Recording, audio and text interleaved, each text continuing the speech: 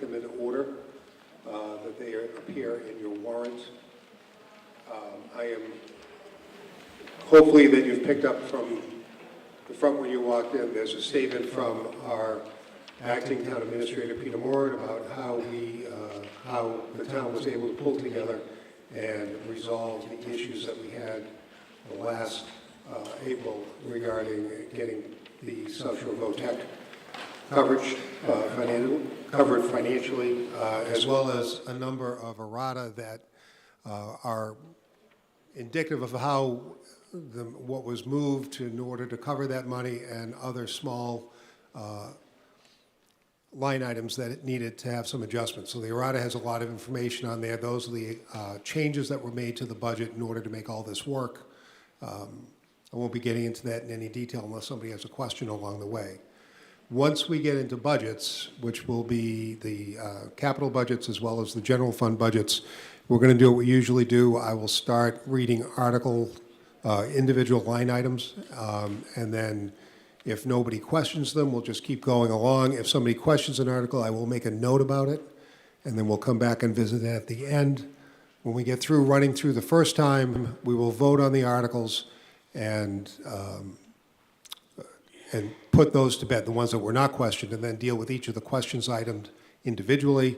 And at the end, we'll vote the total budget with any adjustments that have to be made along the way.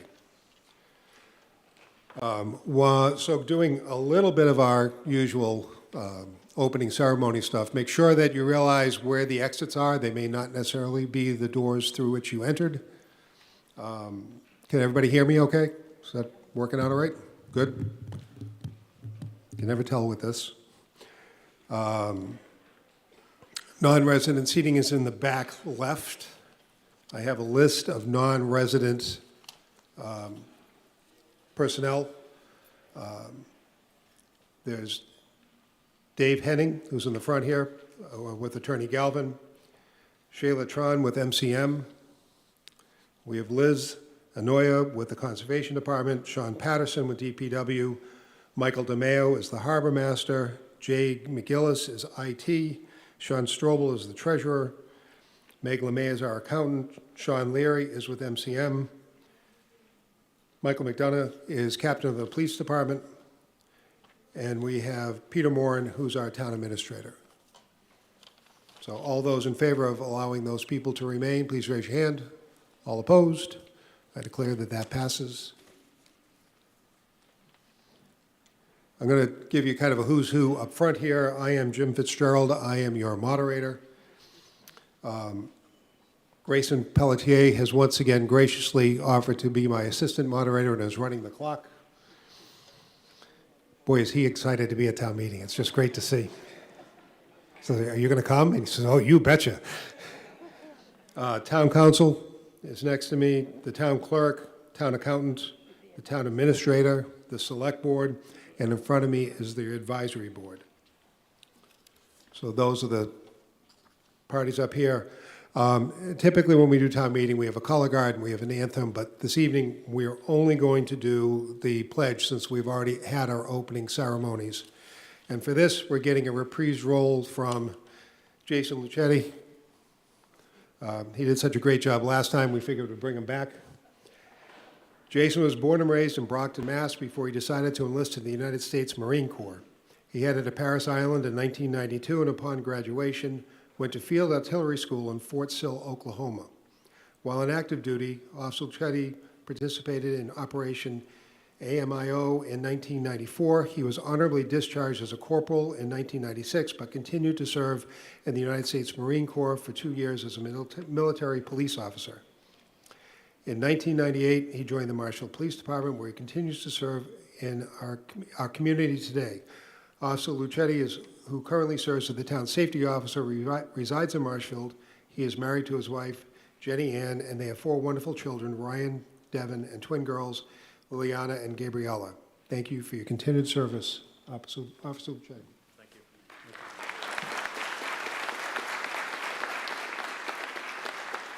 If everybody would please rise for the national anthem.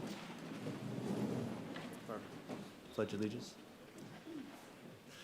I pledge allegiance to the flag of of the United States of America, and to the republic for which it stands, one nation, under God, indivisible, with liberty and justice for all. Thank you.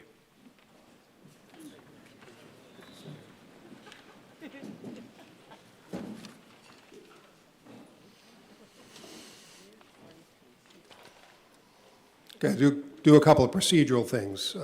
First of all, how many of you are familiar with Open Town Meeting? Raise your hand. How many are new? I think we've got all veterans here now. Please shut off your cell phones. It's very disruptive in the middle of the meeting to have a cell phone go off. All discussions happen from a microphone. There's no shouting out from the floor. So if you want to have a discussion, get to one of the mics, get in line. And all the discussion goes through me to the presenter, and the presenter then can answer your question, but you need to ask through me. Voting is always by a show of hands. We don't shout out. If you think that my count was in error, and I will say very seldom is it ever in error because I'm pretty careful about that stuff, but I could make a mistake. If 7 voters stand, we can go to a standing count. And at that point in time, your counters will go and count you individually, and then you'd sit down and yeas and nays go, and then we have an actual count of who's here. So the counters for your section are as follows. If you can please stand or wave or make some statement so we know who you are. In this front area, it's Nerese Casper, our town clerk. Section A is Anne Marie Sinnott. Section B is Barbara Carney. Section C is Anne Marie Sacchetti. Section D is Jeb Deloche. And Section E is Andy Wenig. So those are the people who are going to be counting you. Make sure that you've been counted, that they have counted, that they have indicated that you can sit down, and then you can go on from there.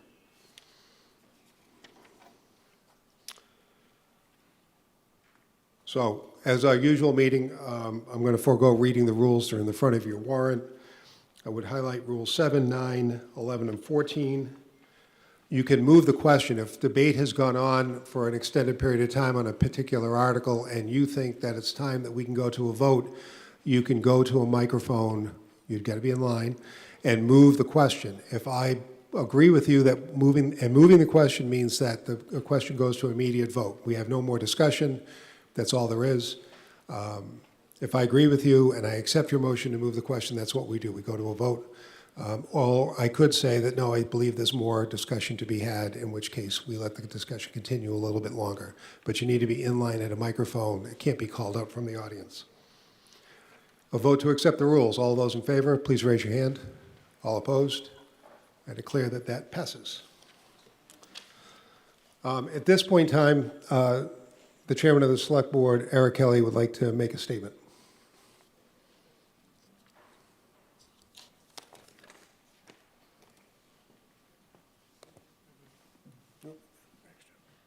Thank you, Jim. I know there's a lot of interest in the playgrounds in town. So there's a meeting lined up this week. There was some confusion in regards to scheduling at Town Hall. One of the boards needed to use the select board. So I just want to inform everybody that Diane Jordan is going to be heading up a meeting at the DPW building at 965 Plain Street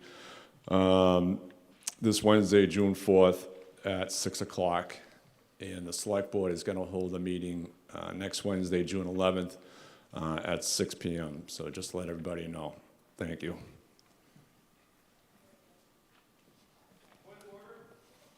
Your The meeting this Wednesday is at 5 o'clock at the DPW building? That's correct? 5 at the DPW building, Eric? 5 o'clock. That's DPW, right? Okay. Okay. We're going to go first into our special town meeting. We have 2 articles in the special, Articles 2 and Article 6. And then in the annual, which we will close the special and start the annual, we have Articles 2, 3, 4, and 7 on the annual. So the motion on Article 2 is the Select Board moves that the town vote to amend the Marshfield Town Code Division 2 General Bylaws, Chapters 188-11, Positions, Classes, and Compensation Schedules by deleting the existing Schedule A, General Government Positions, and Schedule B, Part-Time and Seasonal Positions, and by adding a new Schedule A, General Government Positions, and Schedule B, Part-Time and Seasonal Positions as set forth in Article 2 of the April 28th, 2025 Special Town Meeting warrant. I will say that this was the same, there are no changes to this particular article. We just decided that all of the financial articles were going to come out, so there's no changes in this particular article. Mr. Moran. Is this mic working? Okay. This is a standard article that is annually on every town meeting warrant. Purpose is to provide for the salaries of various positions and the ranges for various positions, including part-time seasonal positions and inspectors and so forth. Purpose of this article in particular is to remove the position of intermittent police patrol officer while adding the position of mental health clinician, which was previously funded through a grant, and to add the position of procurement officer to Schedule A. Both the mental health clinician and the procurement officer will be added to Schedule A. Cost of living adjustments to the salaries of council on aging and recreation department part-time seasonal positions and wiring and plumbing inspectors are included in Schedule B. And I believe they reflect ranges of pay in most of them. Thank you, Mr. Moderator. Okay. From the advisory board, Mr. Smith. The advisory board is in support of Article 2 as proposed. The addition of a procurement officer to the team at Town Hall will ensure discipline in our purchasing processes and also allows us to maximize the effectiveness of our position as a negotiating entity. So said more simply, it means that we're going to have someone who wakes up every single day and they focus exclusively on how to make sure that our town is getting a good deal. This article also ensures that the mental health clinician role at the Marshfield Police Department is maintained and becomes a full-time role. It addresses the challenges of mental health related public safety calls through trained experts, which we know is an effective policing tool and ensures the safety and well-being of our residents as well as our economic stability. Thank you. Okay. Going to go to discussion from the floor. This is a majority vote when it comes. Pardon me? Oh, I'm sorry. Did he want to do? Okay. Oh, I did do the motion. Yeah. Okay. Rear microphone. Joe Pasevich, Wilson Road. A few questions. What is the swap between the intermittent patrol officer and the mental health clinician? Is it an equal swap? I couldn't hear you clearly. If you could say that again, I'm not sure what you... What is the comparison between the cost of the intermittent patrol officer and the mental health clinician? Is it a dollar for dollar? Because you're removing the intermittent officer. Yep. And you're bringing in the mental health clinician full-time. Is it the same amount? The chief's right behind you. Apparently, there's a mistake in the writing of that. We're not looking to remove the permanent intermittent police officers because we still have some left. So it would be adding the mental health clinicians. So I don't know if I need to make an amendment to Yes. restore that. Yes. Okay, so I'd ask to make an amendment to restore the permanent intermittent police officer in this motion. Okay. And to answer his question, the salary is different. It's not a dollars for dollars. And the funding, we hope, from the mental health clinician will come from the opioid settlement money. Okay. So we have an amendment on the floor to add back in the permanent intermittent police officer into the personnel bylaw. And that's a legal motion. We're going to have discussion on the motion. Any discussion on the motion itself? Seeing none, I'll call for a vote. All those in favor of the motion, please raise your hand. All of those opposed, I declare that that passes, so now we have an amended motion. Ms. Pasevich? So do we have to, excuse me, just to continue, so do we have to specify the funding for that? No. Okay. The next question I had was, first with a comment, there's reference to the old Schedule B and the old Schedule A and the new A and the new B. Could somebody tell me what the overall change, or what is the budget impact of these changes? Okay, does anybody have an answer to what is the difference between the new and the old Schedule A and the Schedule B?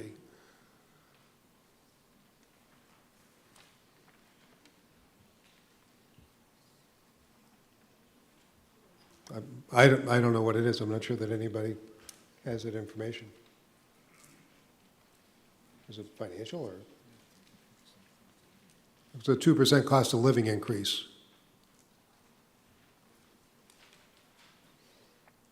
So, for example, the highlighted items in here, the yellow highlighted items, are those the items that are getting an increase? Or are they each and every one, from beach attendant down to shellfish warden, all getting a 2% increase?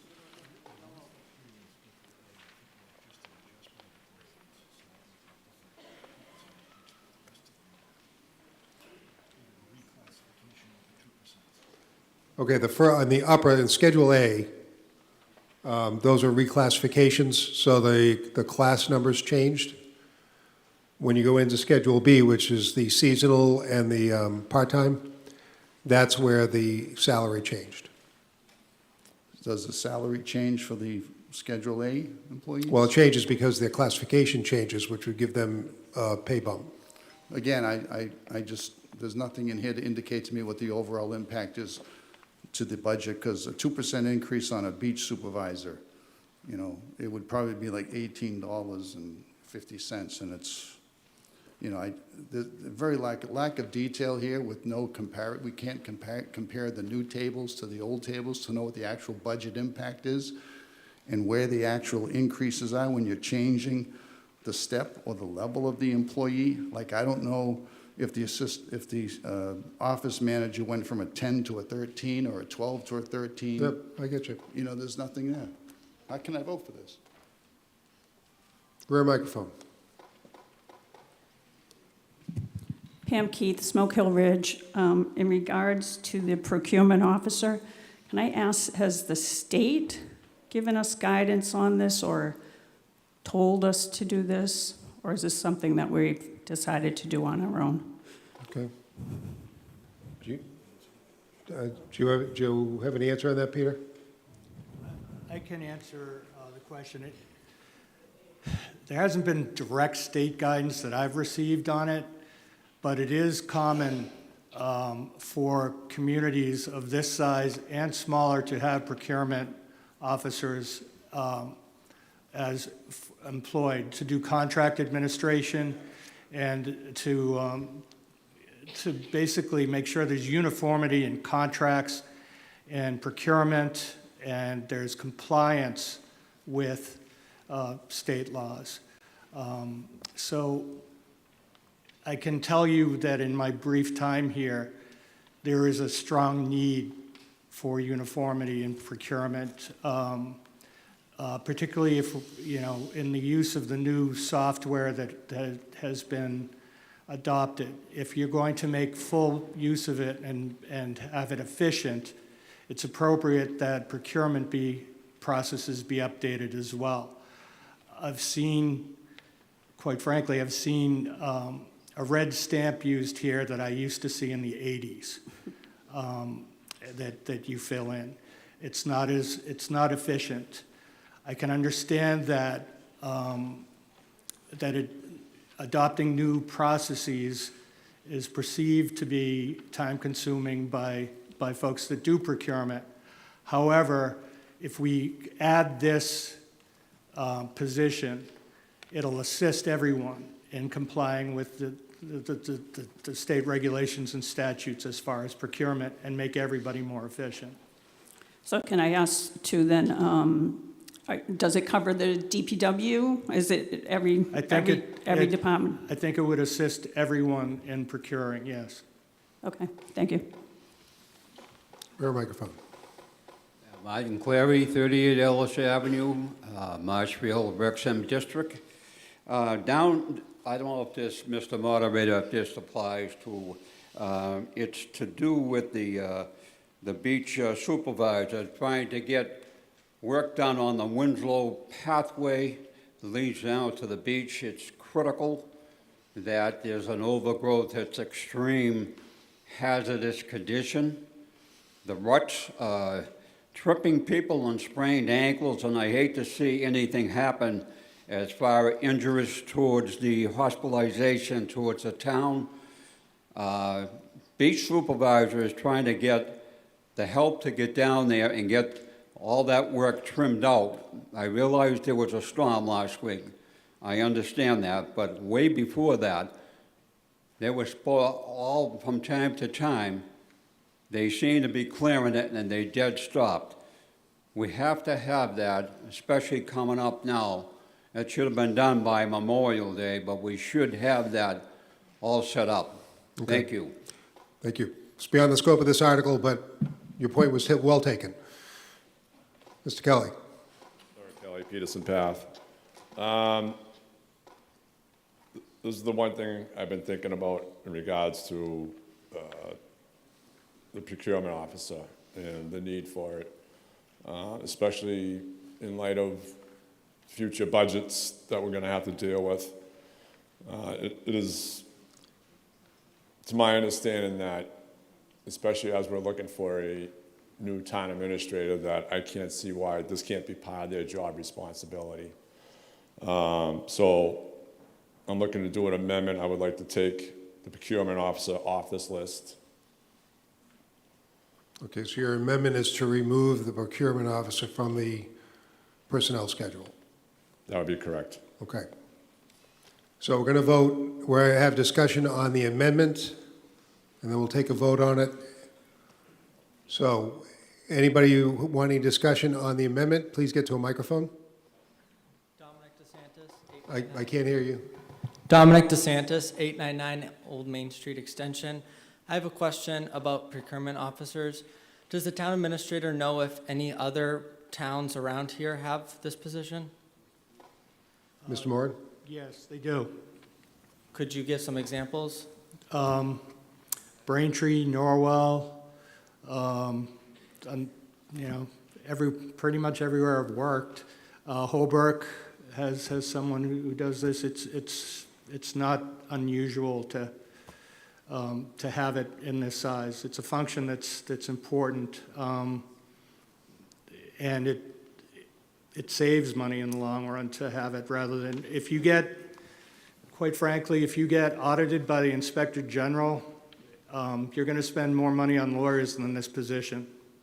You don't want to go through that. I've gone through that in another community. Thank you. You're talking about the amendment? No, actually, sorry. Question, David Qualter, Old Oakleaf Drive. If removing this position from this schedule, does that prohibit the town from employing any position if the position is removed from the schedule? It wouldn't exist. So you could not hire it if it was removed from this schedule? Correct. Okay, thanks. Amendment? Joe Pasevich on the amendment. But procurement officers, that duty has been assumed by who in the past? Town administrator. Okay, and the other towns, are they all separate procurement officers, or do other towns have their town administrators or other officers act I as think procurement? Mr. Moran said the ones that he listed, they all had a separate procurement officer. I didn't hear the word separate. Pardon me? I can clarify that, Mr. Okay. Moderator. The administrative work would be performed by the procurement manager, okay? Ultimately, the town administrator in each of those would have responsibility for supervising and overseeing procurement. So yes, there'd be, I would sign off on all procurement contracts as well as the procurement person. would, as well as the town accountant to ensure that there were funds, as well as the town administrator, or excuse me, the town council to make sure that it was appropriate as to form. So I would say, in my opinion, based on having worked in, 5 towns in the last year and over 40 years in this business, that the amount of procurement that goes on in this community warrants this position. If it didn't, I would say that.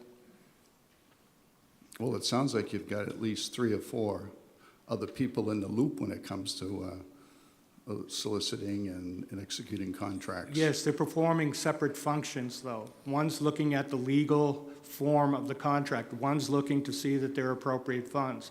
They're not doing the administration of the procurement. They're not putting out the advertisement requesting for proposals or responses. They're not opening the bids and making sure that the bids are in compliance with the advertisements and comply also with prevailing wage and all the divisional labor standards contracts. This is a complex job. It's not just, and it can, I think it warrants, again, the workload warrants the position. It reminds me of a toy I saw when I was a little child called Six Finger. And the ad was, how did I ever get along with 5? And it seems to me like there's really no need for this. Thank you. Further discussion on the amendment? Seeing none, we'll go to a vote. This will be a majority vote. All those in favor of the amendment, please raise your hands. All those opposed? I declare that that amendment fails. So we're back to discussing the main motion. Diane Jordan, Bancroft Street. So I'm trying to remember from the advisory board meetings back in the spring. What is the salary for the procurement officer? Can anybody tell me? Has there been a salary set?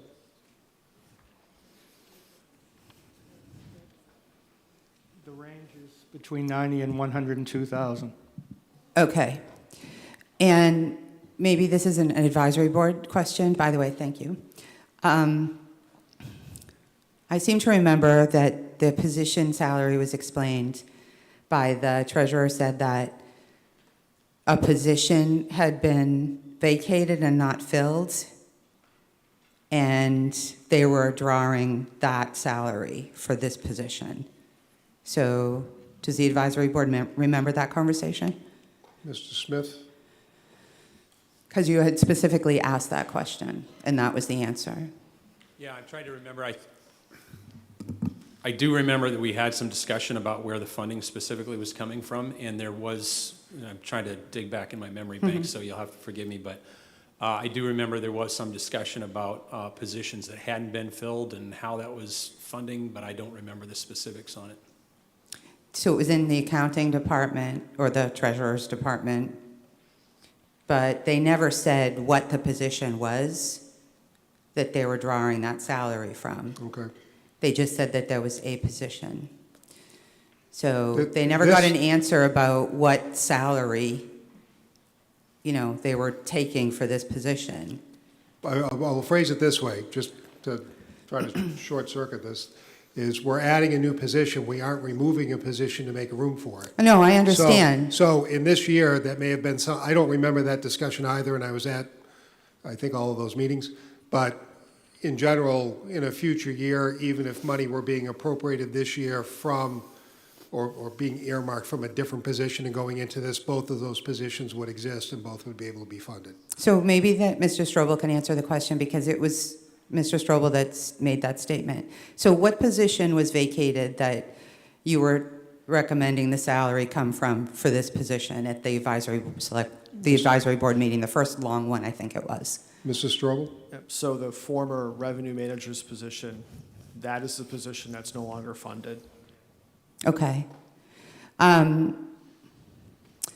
So what was not discussed was that Mr. Strobel took the procurement duties and got a raise based on that vacated position salary. So there was not a $100,000 position open, salary position open. It was about half of that, but they didn't give that information to the advisory board. So I'm just pointing this out because that's Okay. not okay. I am in favor of a procurement officer because it will make things easier for particularly the DPW engineers, but I don't appreciate the leaving out of information with half of a $100,000 salary. Okay. Thank Okay. you. Point of order. Yeah, sure.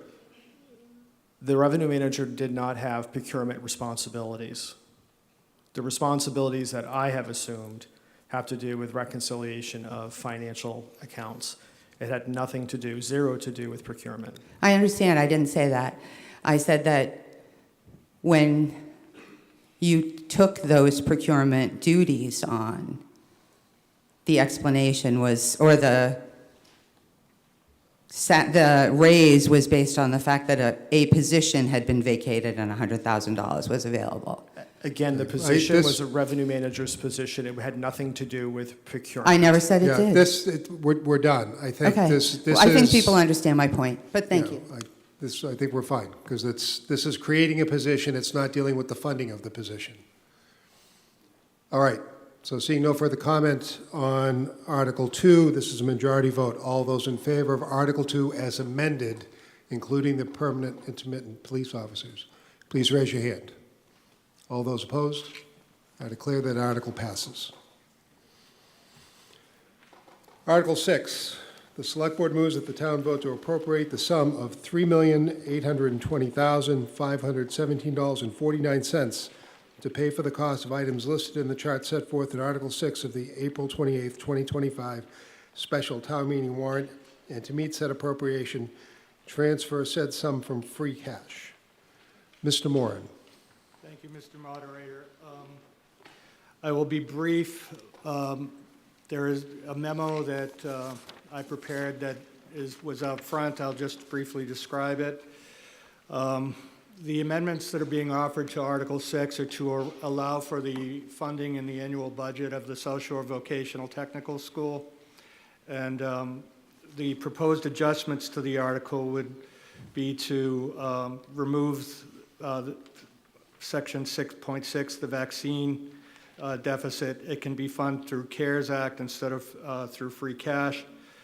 The item 6.8, the police accreditation for $284,000 was inadvertently included in Article 6 and can be reallocated to the South Shore Voc Tech budget with no impact to services.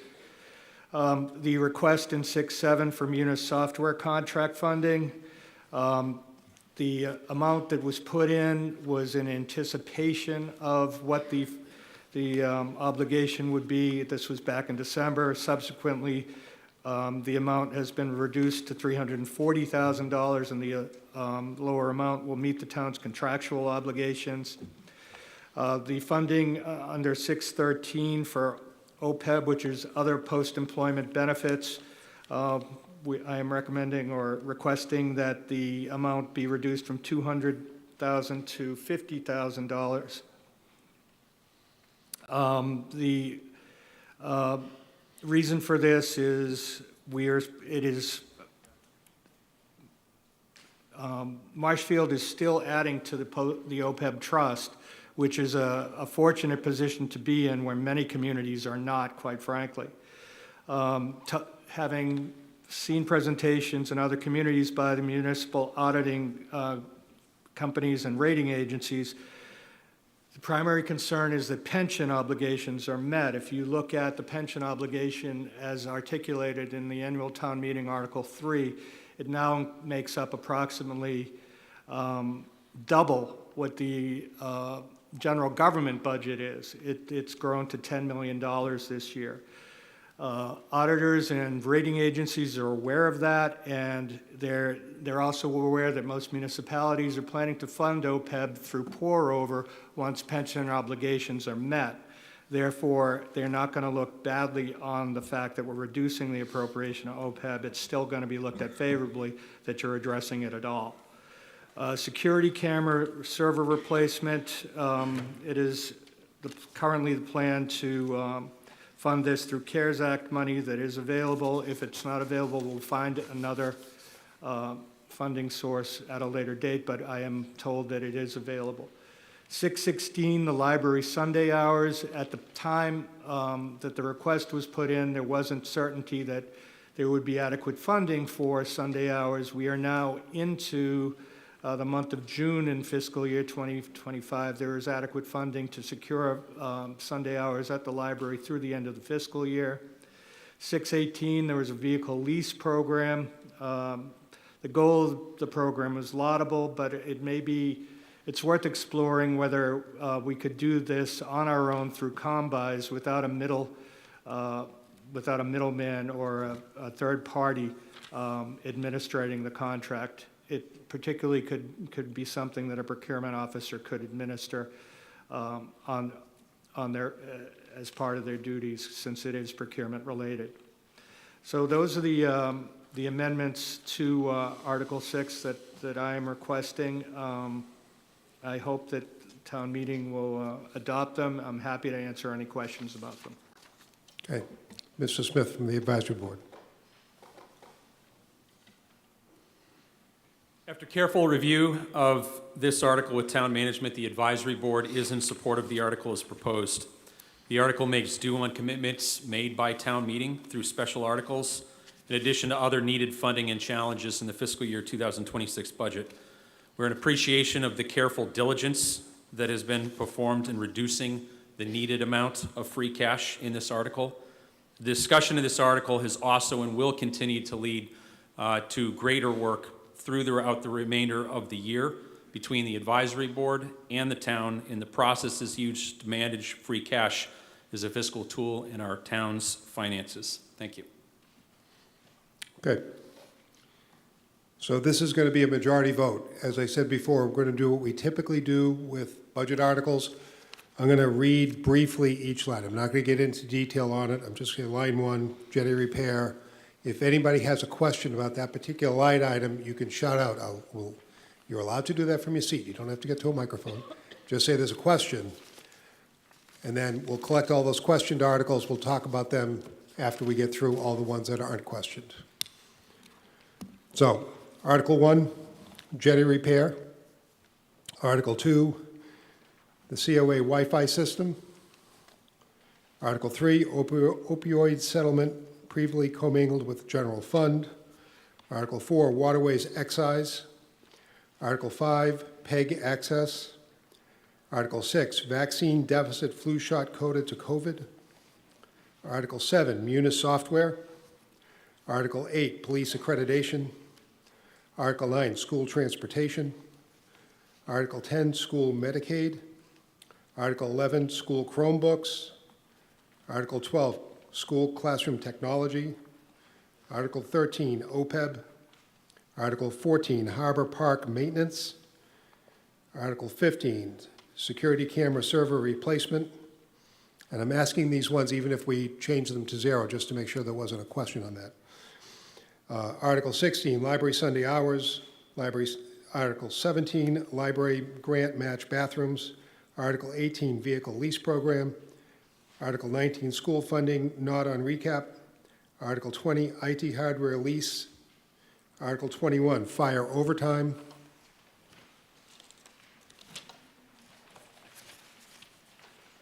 Article 22, Uncle Bud Skate Park, Phase 2. Article 23, fire station apparatus floor. Pardon me? On 22, okay. 23, fire station apparatus floor. 24, fire station bathroom reno. 25, reserves. Question? And Article 26, IT hardware replacement. All right, so we've got 2 questioned articles. I'm going to vote on the rest of the articles. Again, majority vote. All those in favor of the other articles, please raise your hand. All those opposed? I declare that 24 of those articles pass. So we're on to Article 22, which is the Uncle Bud Skate Park Phase 2. Tina Shea, Cariswell Street. I see that there's a line item for maintenance for Harbor Park. Does Uncle Bud's $21,000 $900,000 include any maintenance? Because the place is a disaster. Anybody from Uncle Bud's that can talk?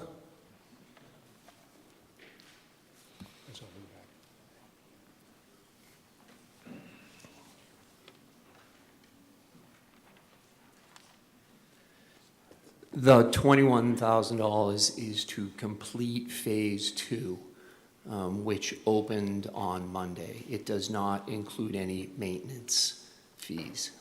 Okay. Who maintains that? Where does the maintenance come from? Well, through a public-private partnership, the 501c3 does a lot of maintenance. In fact, I was down there all day on Monday removing graffiti, and my wife was down there picking up trash. Also, the DPW has been very good about it.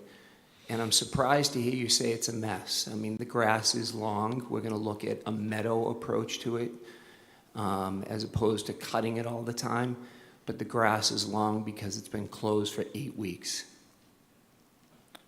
Okay, but there was trash everywhere. Like you said, your wife was picking it up. So I was Yeah. just curious on who was responsible for it.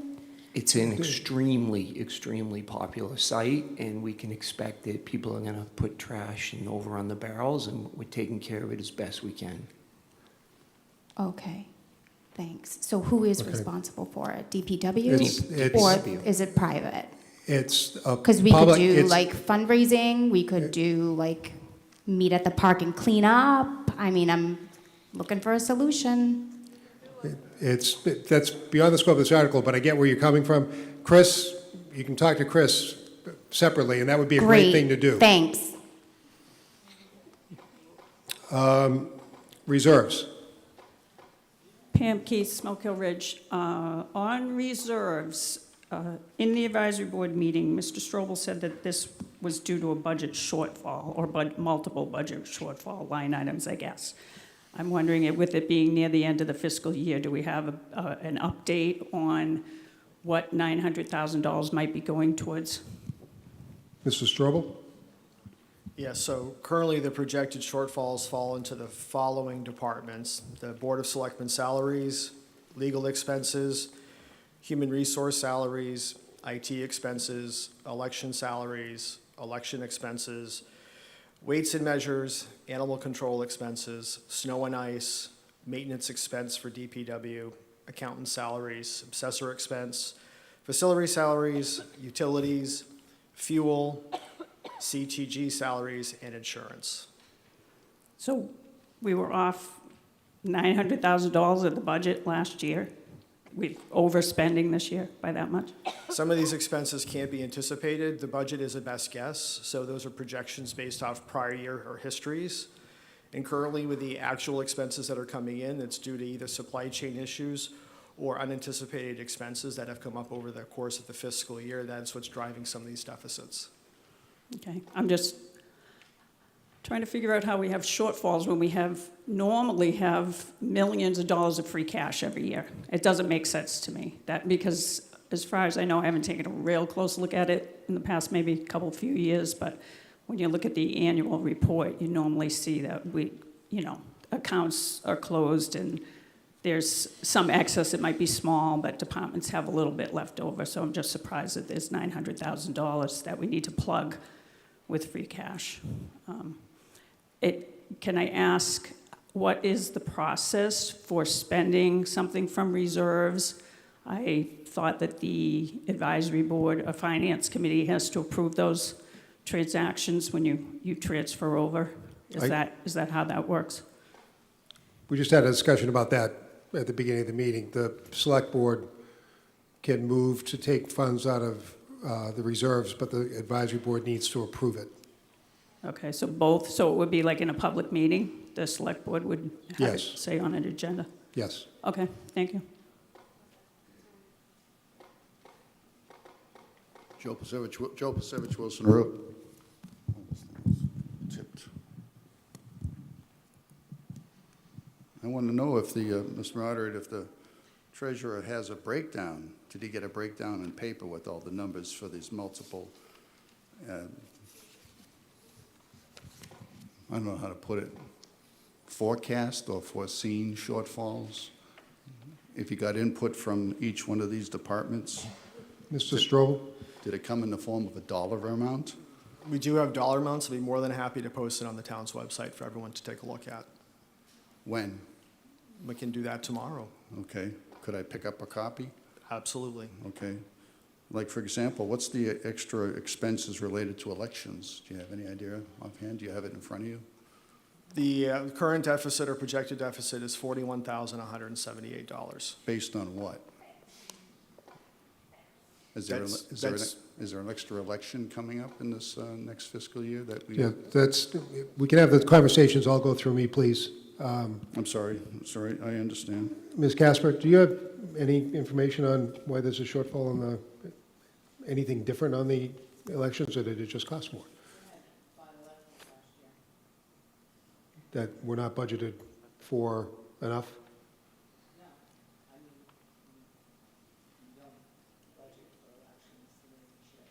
I can't hear what she's She saying. said there were 5 elections last year, and the budget didn't cover them. They need to be budgeted. But we're better. voting on next year. Okay. Again, there's just no explanation. We just see, you're asking for increases on this, the other thing, and it's just no explanation, no justification. We can't keep going on like that. It's impossible. So again, how can you vote for something like this? Okay. Seeing no further discussion on Article 6, we have the 2 questioned articles. So first, we're talking about Article 22, which is the Uncle Bud Skate Park article. All those in favor, please raise your hand. All those opposed? I declare that that passes. And Article 25, the Reserve Fund. All those in favor, please raise your hand. All those opposed? I declare that that passes as well. So we'll call one vote on Article 6 of the special town meeting. All those in favor on Article 6, please raise your hand. All opposed? I declare that Article 6 passes. So we are adjourning the special town meeting and going into the annual town meeting.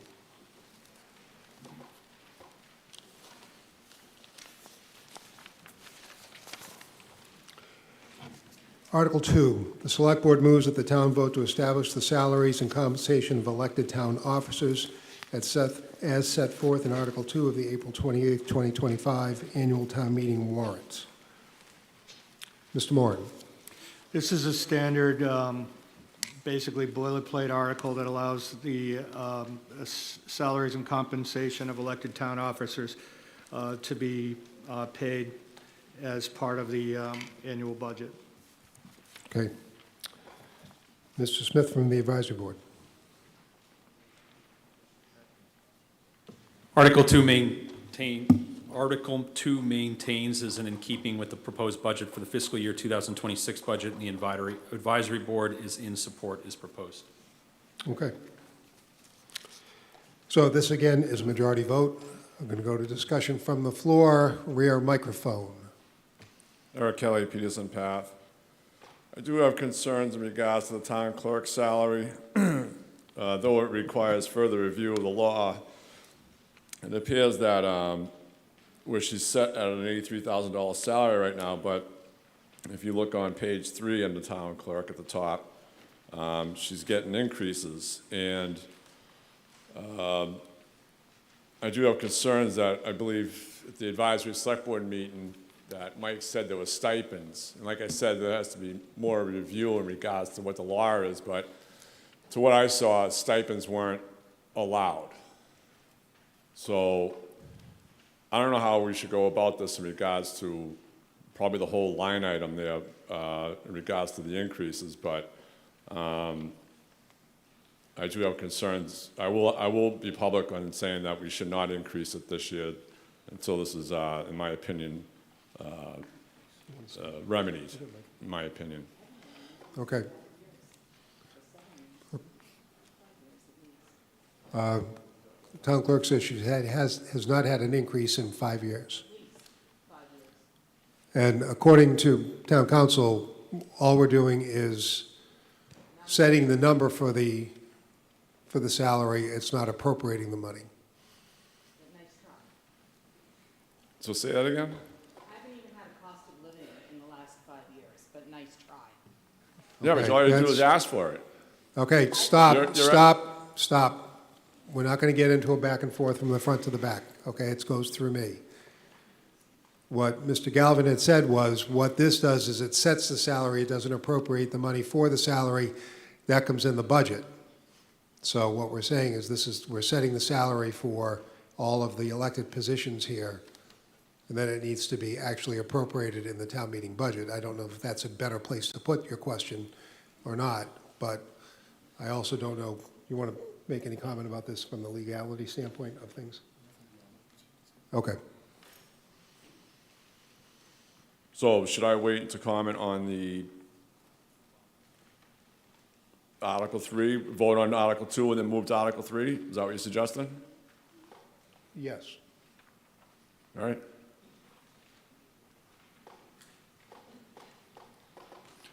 Hi, Joe Pasevich, Wilson Road.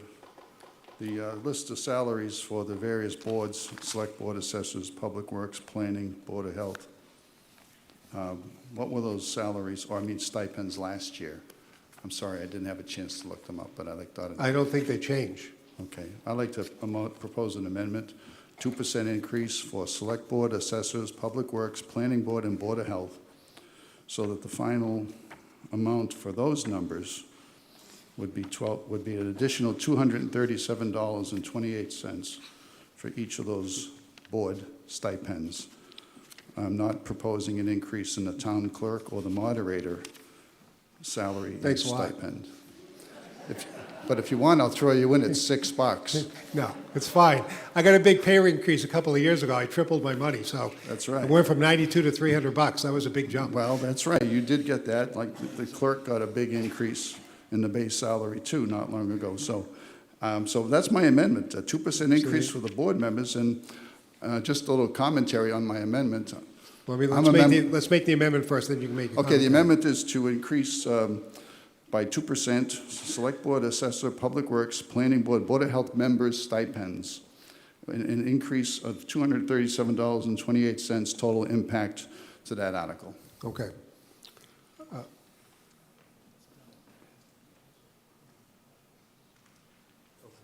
We'll have to figure out, okay. The point was made that if this passes, we need to make sure we include that in the budget article. So we have to appropriate the money. You're setting the salary, then we have to appropriate the money. We just want to make sure we go through the whole thing. So we have an amendment on the floor. Conversation on the amendment. Mr. Pasevich. I'm a board member. I get 0 for what I do. But I do know that other board members, including myself, we do have expenses. I mean, there are extra expenses that we incur all the time. These stipends are generally way too low. And as the demand says, the acting town administrator noted, we have a large town. It's very complicated, a lot of work to be done, and a lot of expenses. I know from talking to other board members, and it's not, and that there are a lot of expenses, just incredible amount of expenses that we incur for gasoline, for time, babysitters, all that kind of stuff. I think it would be a good trend to set let's be sensitive to what these people are doing. I'm just not speaking for myself, I'm not patting myself on the back, but people who volunteer and step up to run for these spots, they deserve something. Yep. Okay. Further discussion of the amendment? Seeing none, I'll go to a vote. This will be a majority vote. All those in favor, raise your hand. All those opposed? I'll declare that passes. So we need to make sure that when we go back to the budget, that we are appropriating that money. Any further discussion on Article 2? Seeing none, I'll call for a vote. All those in favor of Article 2, please raise your hand. All those opposed? I declare that Article 2 passes. Article 3, the advisory board moves that the town vote to appropriate the sum of $1,132,944,800 let me do that again. $132,944,832 to defray the charges, expenses, and salary obligations of the town, including, without limitation, debt and interest, wages, salaries, reserve funds, and expenses for the operations of the town's departments and offices in the manner set forth in Article 3 of the April 28, 2025, and the June 2nd, 2025 continuation annual town meeting warrant on pages 2 through 7 for the fiscal year 2026, beginning July 1st, 2025, and ending on June 30th, 2026. And to meet said appropriation, raise and appropriate the sum of $116,909,959 and transfer the sum of $1,807,276 for a total of $118,717,235. And the rest, should we do the rest of that as well? Does it need to go in? Okay. $118,717,235 for the general fund. Raise the sum of $115,161,571 from the FY26 tax levy and other receipts. Transfer the sum of $1,807,276 from other available fund sources as follows. $736,276 from free cash leftover, transfer from articles, $21,000 from community impact fee, $30,000 from waterways improvement fund, $30,000 from wetland protection fund, $11,000 from licensing and keeping of dogs, $170,000 from recreation revolving, $60,000 from cemetery perpetual care, and $750,000 from solar. Transfer for indirect costs, the sum of $1,748,388 as follows. $625,929 from the wastewater enterprise fund user charges, $773,929 from water enterprise fund user charges, $348,530 from water enterprise, solid waste enterprise user charges, wastewater enterprise fund to raise and appropriate the sum of $3,526,715 for wastewater direct costs. Water enterprise fund to raise and appropriate the sum of $4,451,714 for water direct costs. Solid waste enterprise fund to raise and appropriate the sum of $6,249,164 for solid waste direct costs. So that's the budget, the breakdown for the budget. Mr. Moore. Thank you, Mr. Moderator.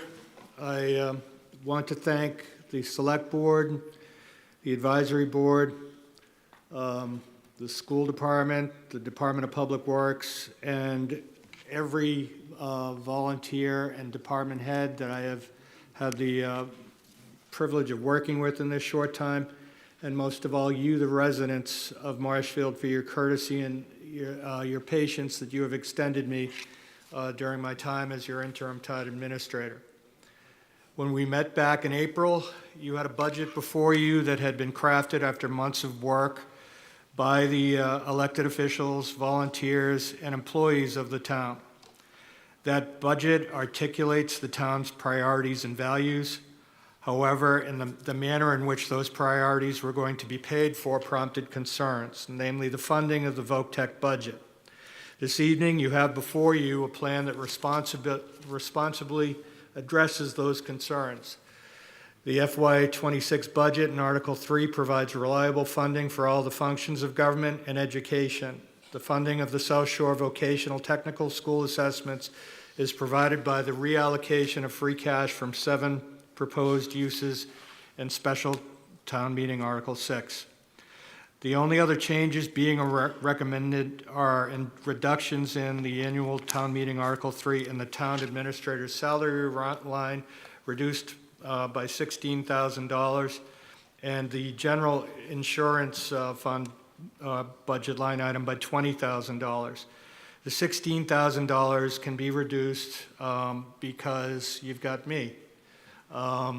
And you've got me at a cheaper price for a portion of the fiscal year than you would pay for a full-time town administrator. Therefore, you're going to realize a lower draw on your salary amount, so you can lower that amount. The general insurance reduction is due to a rebate that the town received from its insurer for participation in training programs and for their rate experience. The combination of this and $4,000 in Article 6 will allow for a recommended $40,000 funding of the unemployment budget. The remaining articles before you, excuse me, I'll be respectful of your time. I'm pleased that the proposed amendments to these budgets have the unanimous approval of both the Select Board and the Advisory Board. The total budget being requested for additional funding of the VOC-TEC budget, including the additional funding of the VOC-TEC budget, is $120,851,152. This represents an increase of approximately 4.7% over the prior fiscal year. Drivers of this increase include a 10% increase in pension assessments, an increase in general government due to the proposed new position for the procurement position, and the addition of one new position, the assumption of a cost of another position, and the cost of financial software. The budget funds an anticipated 2% COLA. It allows for a 3.4% increase of the budget for the school department, and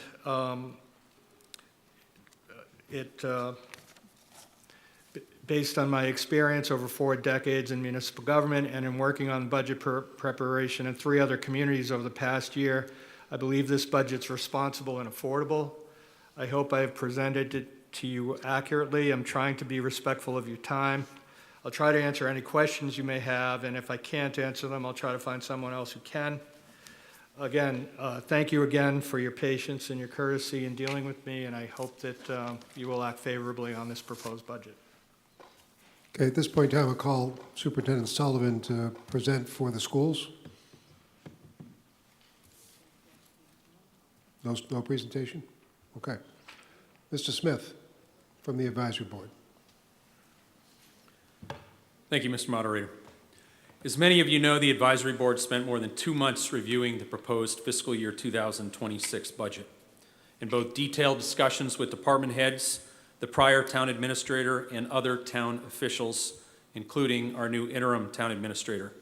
We spent a lot of late nights, and we went through a lot of detail with schools, with fire, police, the Department of Public Works, and others. There was substantial time spent on this, and most of these meetings were conducted publicly to ensure full transparency of the discourse that took place around our review. We also have made a series of recommendations to the Select Board for improvements in the process. With all that being said, there is unanimous support for the budget from the Advisory Board, and it is proposed as it is proposed here. And we do look forward to working with the Select Board and the interim town administrator in improving the process to ensure transparency and, most importantly, accountability. Thank you. Okay. So this is going to be a majority vote. When we get to the time of voting, I'm going to go through the same process we did previously, where I will call out line items. If there's a question, you can let me know there's a question. At the end of that run, we will vote on all of the unquestioned items, and then we'll go back and dig deeper into the questioned ones. Ms. Sullivan, do you have any preliminary points? I have a question. Sure. In the last article, we voted a 2% raise to certain elected officials. Yep. So I believe this article needs to go up by that amount. It's going to need to be amended at the end. And then the sources also. We're not going to be sure. We just talked about that, Town Council and I. I think what we'll do is we'll leave that to the discretion of the treasurer, because we're not sure where that should go. It's $240. $237 or something. Joe's got the real numbers. Yep. think it's 23708 or 28. 23728, so it's a de minimis number. And what we'll do at the end is we'll get through all this other stuff, we'll amend the article to add the 23728, and we'll leave it up to the town treasurer to decide where's the best place to take that money from. Okay, fine, thank you. Okay, thank you. Okay, so I'm going to go down the list. Again, just question if you've got a question on something. Department is General Government, the Moderator, Select Board, Accounting, Assessors, Treasurer Collector, Legal Court Judgments, Human Resources, MASIT.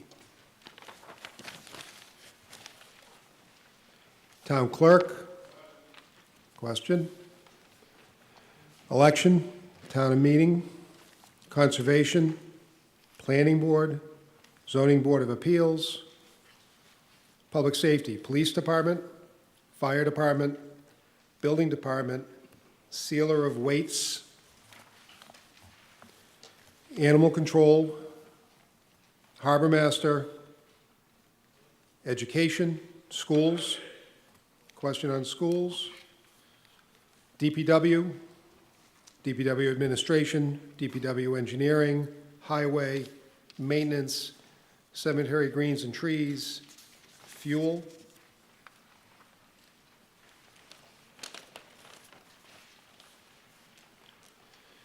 Health and Human Services, Board of Health, Animal Inspector, Council on Aging, Veteran Services, Culture and Recreation, Library, Recreation, Veterans Memorials, Historical Commission, Clam Flats.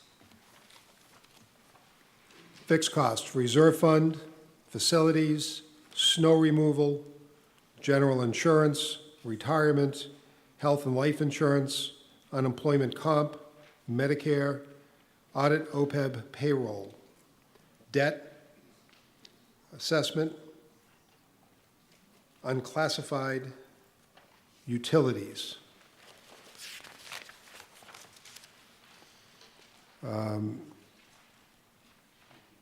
ATM Appropriation, Town Meeting Annual Reports, Cliff Rogers Free Library, Grad Night Live, South Coastal Counties Legal Services, North River Wildlife Rehab, Arc of South Shore, Marshfield COA Boosters, paid out of Selectmen Services, overlay. So that's the total of all of our articles. So let's vote on those articles that were not questioned. All in favor, please raise your hand. All opposed? I declare that that passes.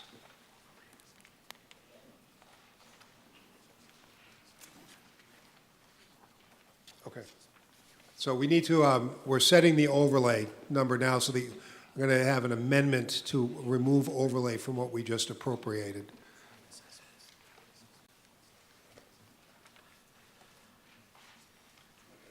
Okay, that's fine.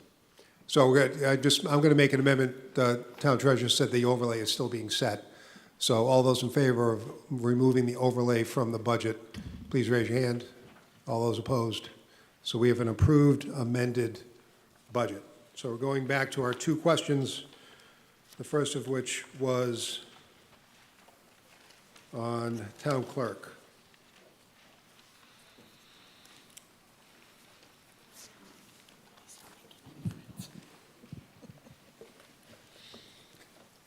So my concern is that according to Article 2, the town clerk's salary is set at $83,000. But we have a different line item in Article 3. We have an FY24 actual, $83,000. FY25 appropriation, $89,474. We have an FY 2026 request, $96,952. The town administrator recommends that, the advisory board recommends that. Now, my concern is that according, like I said, it has to be reviewed more, is that the law does not, I guess you could look at frowns upon stipends. It should be based on what the town approved, like we did in Article 2. $83,000. If Nerese wants a raise, the way I'm reading the law, she should ask for it through Article 2. So according to what I found out in regards to the Mass General Laws from ChatGPT, Mass General Laws, Chapter 41, Section 108, giving town meeting the power to fix compensation for town officers and employees, attempting to circumvent that process by padding stipends, bonuses, or additional non-salary compensation could violate municipal finance laws and trigger scrutiny by the DOR or ethics. So what I want to ask is, does town council agree with that? If there's something unlawful in what was being proposed as a stipend, I would agree with that. But to my knowledge, there is nothing that is paid as a stipend that I'm aware of that in any way violates state law or our general bylaws. Well, according to the advisory board, select board meeting, when our former town administrator was there, and I believe a resident asked about the town clerk's increase in Article 3, our former town administrator said it was a stipend because of her work doing the FOIAs.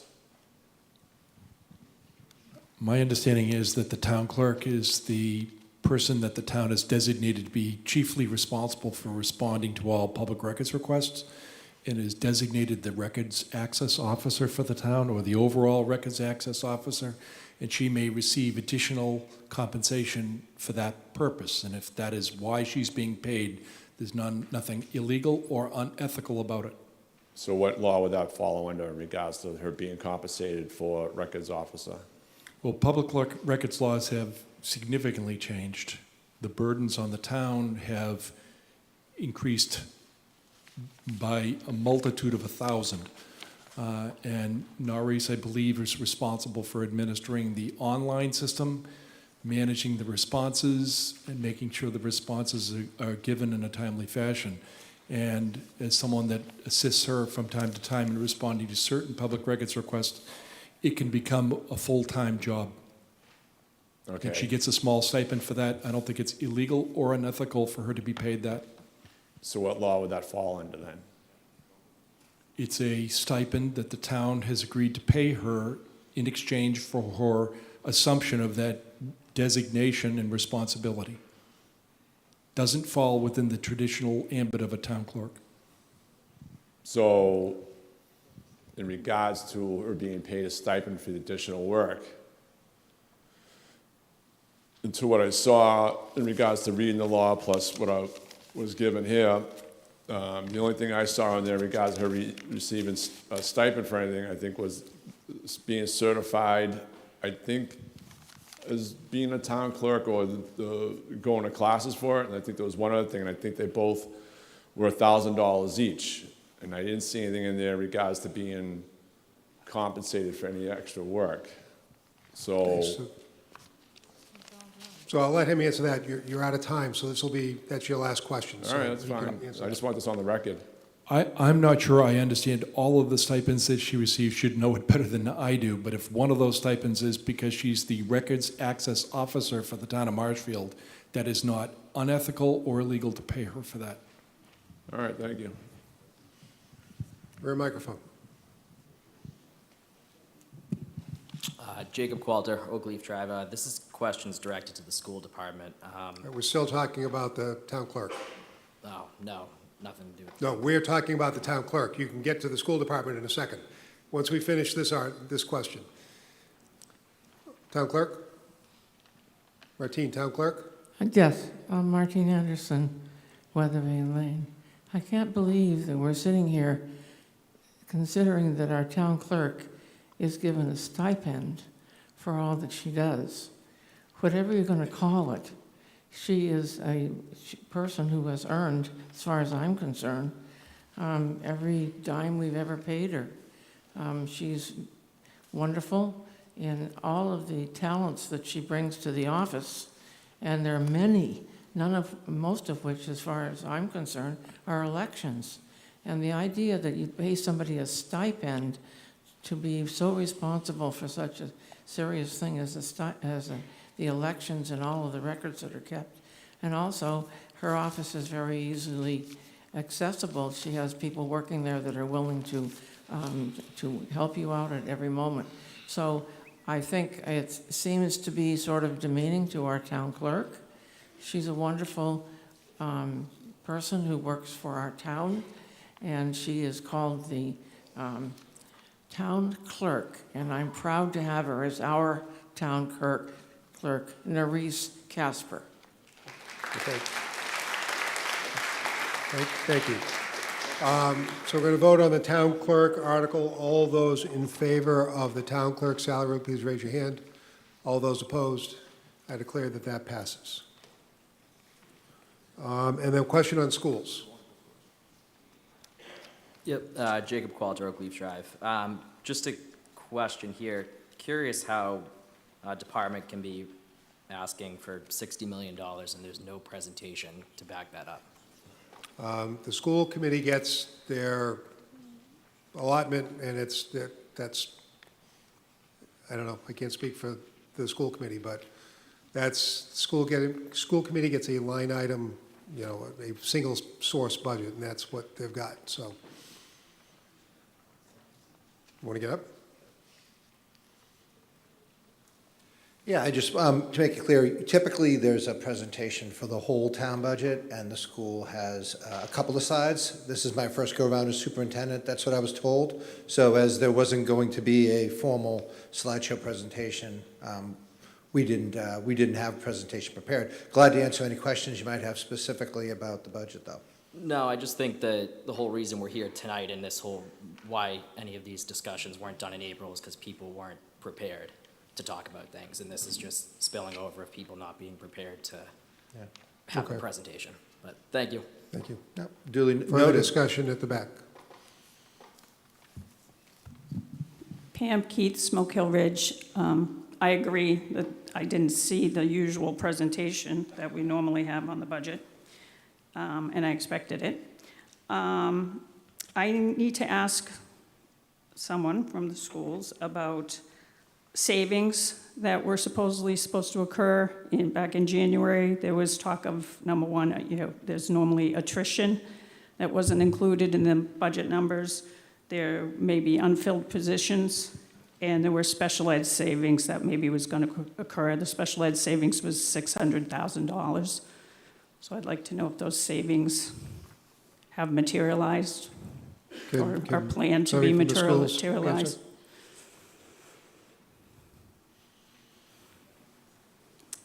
Tom Miller, excuse me, Tom Miller, 89 Ames Way, Assistant Superintendent of Business and Finance for the schools. As the speaker pointed out, the school budget is a very complicated process. Our work year really doesn't line up with the July work year. We are constantly refining the school budget throughout the summer, all the way till we open up in September. I'd like to point out, as the speaker said, we are utilizing retirements and vacancies and not filling them in order to reduce and meet our numbers that we have negotiated with the town. Just in these past 2 years, in fiscal '25, this school year, we reduced just under 9 positions, a cost of over $700,000. And just in the planning of this budget cycle for next school year, we're up to just under 10 FTE, 10 full-time equivalent positions, and the dollar value of that is a little bit more than $700,000 as well. So we're working with the municipal side, with our allocation, and providing the best education for our students that we possibly can with those funds. Okay. So with 10 unfilled positions, that's a saving of $700,000. And the special ed costs, do I assume that they are going to materialize and might be in the ballpark of $600,000? Mr. Miller, can you answer that? Mr. Moderator, I'm not familiar with the special ed savings. Our special ed costs actually are one of our biggest factors in increasing costs. Mr. Miller mentioned them on January 7th in a public meeting, which was filmed. He mentioned that there would be less students attending out of district, and it might be a $600,000 savings. Mr. Moderator? Yep. Yes, that's one tiny component of our special education. We have out-of-district students, just as the vocational students that we have as well. There's a number of out-of-district students that we pay a significant amount of money for. The potential was there. We're still refining those numbers, though that enrollment changes Okay. on a monthly basis. Well, my point is that there are savings of 1.3 million. Granted, there are other things that go up, but we're comparing some major costs from this year we're in now to next year, saving 1.3 million, yet giving the schools $2 million more, going from 57.7 to 59.7 or 59.6 with the Norfolk Aggie taken out. That's a very large increase. It's too large, okay? I don't know what's going on, but it's too large. We're looking at huge costs for South Shore Tech students coming up, and we're not saving money now when we should. Further discussion from the back?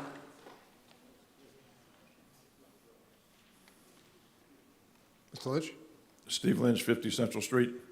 So I would like to make a motion to reduce the school budget to $58,933,396.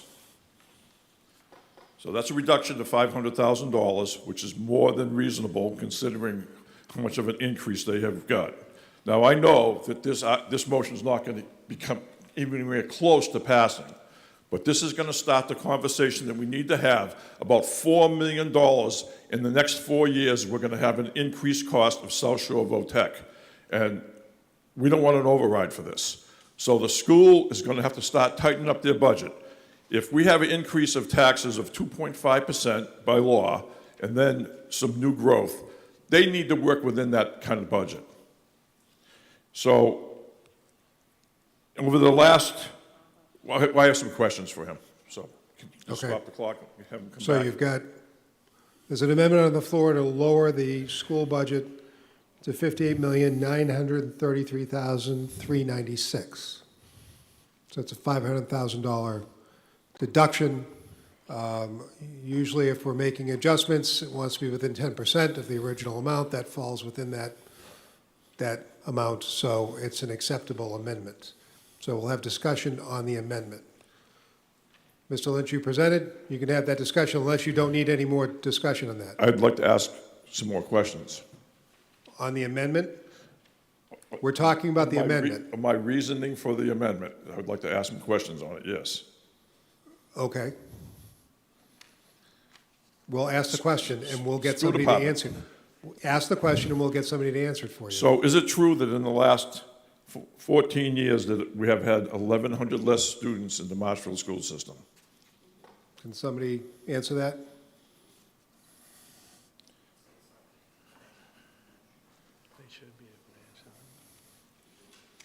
Yeah, roughly. I don't have I could find it, but you're close. And is it also true that in the 4 years of our full enrollment at South Shore VOTEC, we could be losing another 160 students to South Shore VOTEC? It's Mr. conjectural. Sullivan, have it go through me, just. Oh, yes, go ahead. So Sorry. No. please answer, but have Yeah, it go Mr. through me. Lynch, Moderator, Mr. Moderator, that's conjectural, but it's possible. Okay. What is this student to teacher ratio right now? In schools? Marshfield schools, yes. Yeah, it's, again, I can look and get the exact numbers, but it's about 12 to 1. 12 to 1. When I was going to grade school, it was 30 to 1 with no aides. But it's, yeah, I don't want to interrupt, but Go through me. So what is the percentage of increase of your budget from last year if you include the free cash we're giving you, attrition of the teachers that aren't coming back, and the $2 million increase in your overall budget from the general fund? What does that percentage come out to? it's 4.52, right? Our budget presentation, our initial budget voted by the school committee was 5.37%. That included a few items, additional items that were removed from the table. Our level service budget, the same amount of services provided this school year that we would provide next year, was 4.76%. When you include the $631,634 in free cash that was allocated in Article 6 of the special town meeting that we just concluded, our percentage increase is 4.57%. Again, that's roughly what the total town budget increased. So we're doing the best with what is provided. Well, I submit to you that you should be working on 2.5% plus some new growth. And we can't rely on the amount of revenue that you say that the overall levy got every single year. And we're gonna have almost a $4 million cost to this town once we have full enrollment at South Shore Votech. So you guys are gonna have to get with the program. It's unsustainable for your growth to keep going like this. I understand you have fixed costs, that it can't be dollar for dollar reduction for the loss of students that you have. I understand that, but it has to be something. Thank you. Okay, thank you. Further discussion on the amendment? Yes. Thank you, Mr. Moderator. Sean Costello, 229 Winslow Street. I'm also the chair of the school committee. I just have a couple points of clarification to make. First of all, the superintendent, I believe, is correct when it comes to the overall staff to student ratio being around 12:1, but that's not our classroom size. I just want folks to know our classroom size is more like 20:1 at the elementary level. I just want to make sure folks know that. I also want to make sure folks know that over the last 8 years, the average school budget increase has been 2.91%. This year has a little bit of a higher number because of all the rising costs, everything, and also it takes some time to catch up when you're having an increase that is lower than the town side increase and lower than, quite frankly, most other towns in the area. I want to make sure folks know that in all 317 public school districts in Massachusetts, Marshfield is in the bottom 25% in how well we fund our public schools, but we're consistently in the top 35 to 40% in how we perform. And that's thanks to our educators, but it's also thanks to the town stepping up and making sure that when we have an issue like this, when we say that we're asking for a higher increase than we typically have, the town takes that seriously and recognizes that we wouldn't be doing that if we didn't absolutely have to do that. There's so many factors that go into cultivating a school budget. I know Mr. Greer is going to speak a little more to that as well. But this increase is for a reason. There's so many rising costs. Special education transportation alone is killing districts everywhere. But I want to make sure folks know Marshfield consistently overperforms, and we're asking folks now that we need this this year to ensure that we're providing the best possible education for our students. Thank you. Okay. Please. Mr. Greer. Yeah, Rich Greer, School Committee. There's not much more I can add to what Mr. Costello said, other than it was mentioned before, it's not a one-to-one, right? Just because we lose students, we still have a cost per student, which is going to increase because we have to maintain that overhead. We're 132 out of 154 in terms of spending in the state, right? And there's not much we can do about it. And to Mr. Costello's point, we need this money in order to provide the education that we do to these students. We've maintained an expense budget for the schools over the past 15 years plus that averages about 7.9 million, right? And we've cut where we can cut. We're at bare bones right now. Meanwhile, we've expanded the offerings to the students. We've expanded other programs. So we're doing as best we can within the budget. And through attrition, we're able to make up some of this, as Mr. Miller had said earlier. Thank you. Okay. Hi, Victoria McDonough, Arleta Street. I just wanted to make a comment. And I realize that it's different budgets and it's coming out of different pockets in the town, but we need to think a little bit about our priorities. At the last meeting, we approved $1.2 or $1.3 million to improve ball fields. Now, I understand that we had drainage problems, which could be dangerous and unhealthful, but we also, put in nice batting cages, and dugouts and nice-to-haves. We're talking about the education of our children here. So let's think about the priorities that we have as a community. Thank you very much. Okay. Rear microphone. Again, please. Martin Clary, 38 Ellis Avenue, Wrexham.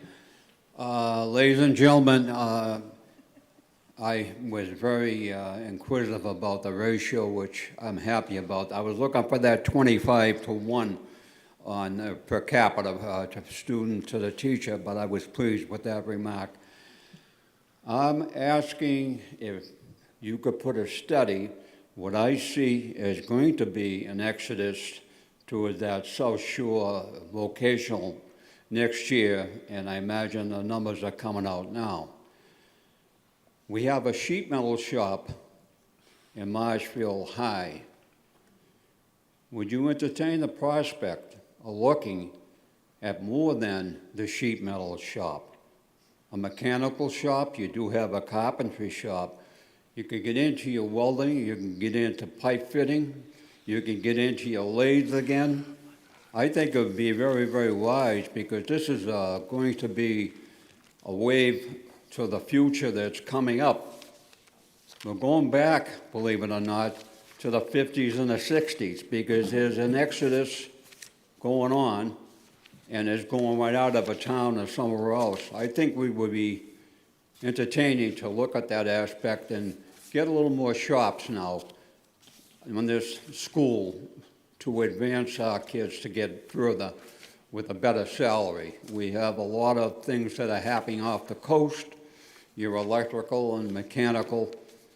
I think that'd be a terrific thing. Thank you very much. Thank you.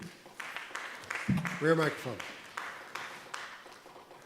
Eric Kelly, Peterson Path. The one big question that's been going around, especially with MBTA communities, is unfunded mandates. How much does the unfunded mandates cost in the schools right now?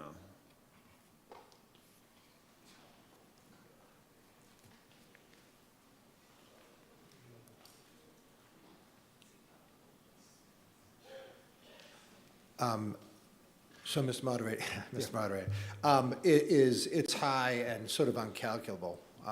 There are many unfunded mandates that hit us, and we have to attend to that. Mr. Kelly? Do we have a number? I do not have a number. Can you get that number? Yeah, actually, I'll have Assistant Superintendent Martin talk a little bit about our curriculum and the unfunded mandates. That might be clarifying. All right, so Ellen Martin, the Assistant Superintendent of Schools, 56 Hidden Valley Road. There are quite a few things that have happened, I think, besides the decrease in enrollment. So, for example, we have a lot of grant funding, federal grants, Title I, Title II, Title III, Title IV, IDEA grants. I know in my department, the Title I, II, III, and IV grants have received cuts. Just several years ago, we actually got a 50% reduction in Title I from $500,000 to $250,000. Those grants paid for some of our tutors in our classrooms. But with that reduction, we had to reduce some of those services. Other things that are happening, the Department of Ed is really pushing us to adopt high-quality instructional materials, which they have a list that they approve of program materials. And if you do not purchase materials from that list, you are subject to possible further grant reductions. So we have had to purchase new math programs for elementary and middle school. We had to purchase a new English program, reading program for the elementary. We've had to purchase a new science program for the middle school, some of which was covered by grants. I think Marshfield does a good job of trying to keep up with everything that's out there, but not everything is funded by those grants. We also have, as you know, there's an increase in our mental health needs here in our public school department as well as in our communities. That has increased the need for mental health services in our schools, social workers, guidance, those types of positions. We also, as you know, Marshfield is increasing in their population diversity, and we have mandates that require certain staffing numbers, certain number of hours that our students need, so that all of those different things, even nursing with the increase in food allergies and things like that, we have had to make sure that we have appropriate nursing levels. All of those things have come into play. So even though, again, even though you see the reduction in our student enrollment, our expectations have actually increased as far as how we need to service our students. So I hope that answers a few of those questions. It was very informative, but it doesn't get to the number of how much it's costing us in unfunded mandates. But I do want to ask the assistant principal, superintendent, in regards to this diversity staffing, in regards to what kind of pressure they're under, like from who, and is it a law, is it another mandate? Who's implementing this diversity staffing? Mr. Moderator, I can answer that very quickly. Sean Costello, Chair of the School Committee. I am not the Assistant Superintendent, thank God for that. Would just very quickly like to say, obviously, over the last 10 years, our EL population in the schools has grown quite a bit. And I will just say that Marshfield Public Schools stand ready to educate any student that walks through our doors at any time, and we're going to make sure that we're fully staffed to do so. Thank you. Please. I'm glad for the applause, but doesn't answer my question in regards to diversity staffing. Is it a law? Is it a mandate? Is it a self-imposed thing on the school? What is this diversity staffing? I'm looking for the best staff, not judging on their race, color, or anything like that. No, so our students who are English language learners go through assessments, and depending on where they fall on assessments, we are required to give them a certain number of hours of instruction by certified English language education staff. And so with that increase, we have had to increase that type of staffing. But that is, I would say that's no different than when we have to increase for our students with special needs or our students with 504 plans, my daughter being one of them. So to Mr. Costello's point, even if that mandate weren't in place, we still do what we need to do to meet the needs of every student that walks through our doors. So whether that's a mandate or not a mandate, we still need to do those services for our kids. So it's a mandate from who? The state. The Department of Education. It's not a Education. law, it's a mandate. Yes. Okay. And then in regards to you talking about the grants, you're saying that it sounds the Department of Education is telling you that the schools are required to purchase certain items in order for you to get certain grants? So what happens is, again, they have a list on their website. And we have been informed that if we do not purchase certain materials that are deemed highly qualified, then some of those grants we would not be able to even apply for. And some of those grants we have gotten us to the point where we can purchase those highly qualified or high quality instructional materials. So it's kind of a catch-22. Are they high expensive too? All program materials, like anything else in this world, have increased over the Well, we know it's increased. over years. Are they forcing you to buy very expensive material versus something that may be equivalent, more cost-effective? Well, yes, it is expensive, but it's also research-based, and the research shows that using high-quality instructional materials will get us much further for our kids we will have much more academic success with them. That's research-based.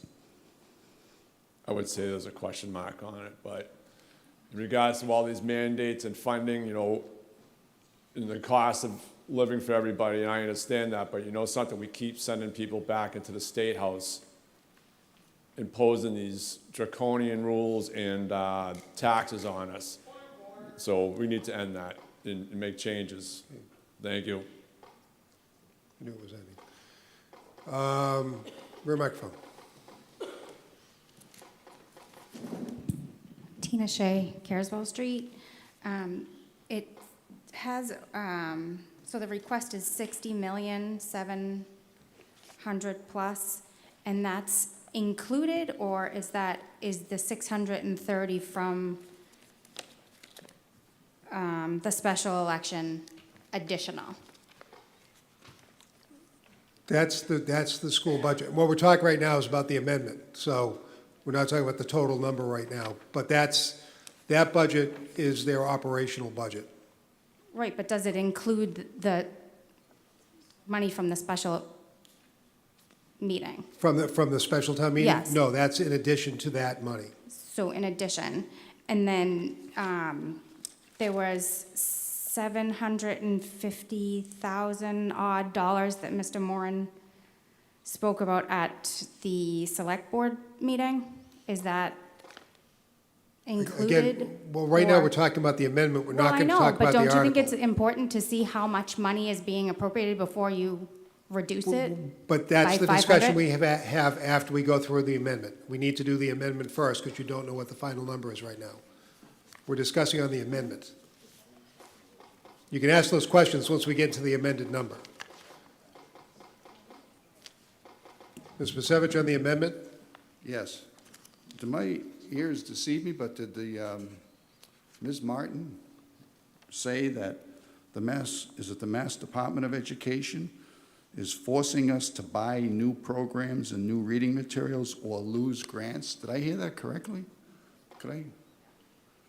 We're getting a little far afield on this amendment. But it was part of, excuse me, but it was part of her response to it. I'll let her respond to that, but Thanks. really, I get it. to the point that I think we need to vote on this amendment. I get it. Go ahead. So would they say they are forcing us? No, they would not say that. However, there are grants that are stipulated. If you purchase certain instructional materials, you may apply for grants. If you do not purchase certain instructional materials, there are grants that you cannot even apply for.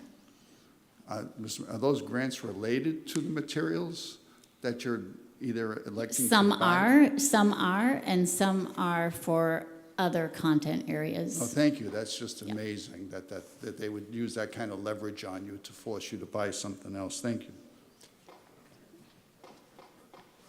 Is this for the amendment, Barry? I would like to go to a vote on the amendment, because I think we've heard enough at this point, unless you've got Please- something salient to say. Please repeat the amendment.